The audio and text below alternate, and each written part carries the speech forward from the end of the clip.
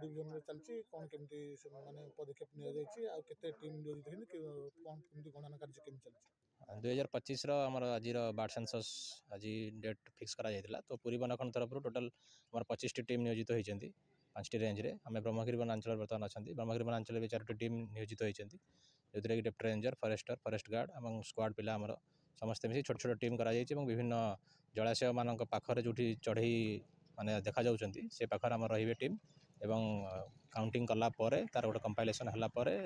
तार पब्लिक करा जीवो फिगर केते आसिले टोटल एवं आमर खुशीर कथा जे पुरी वनांचल पुरी वनखंड तर अधीन में बहुत जलाशय अच्छी और सेठी विभिन्न प्रकार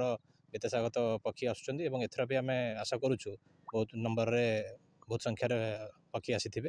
धन्यवाद।